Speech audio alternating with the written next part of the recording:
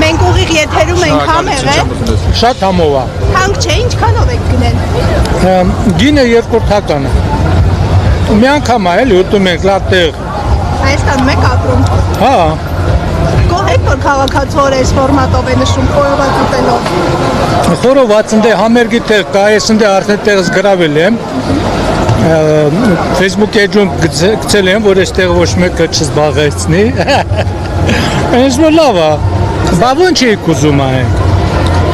Բարի պարում եք ամեն օր։ Հիմա խորովածը սիրուն եմ ուտում։ Տեսեք, քաղաքացիներն ասում են միսը թանկ է ու ասում էին, որ այստեղ վաճառվողը 6-7 դրամ արժե։ Թանկ չէ դա մեկ բաժնի համար։ Մենք կարող է թոշակառու կինը ամբողջ կյանքում չի աշխատել, թոշակը փոքր է, հիմա ընդհանրապես փոքր է, որպես փոքր չլներ Հայաստանում թոշակները, եթե մարդիկ տասնյակ տարիներ չեն աշխատել։ Միակ աշխատավարձը իրանց համար այն ժամանակ ընտրություններին փող են ստացել, վերջ։ Հիմա փոքր է իրանց աշխատավարձը, հասկանում եմ բանը, թոշակը, հասկանում եմ, իրանց համար թանկ է։ Երեք ցեղասպանության օրն էր, ճիշտ եք գտնում, որ այսօր հաջորդ օրը հենց ցեղասպանության տարելիցի նմանատիպ միջոցառում է անցկացվում։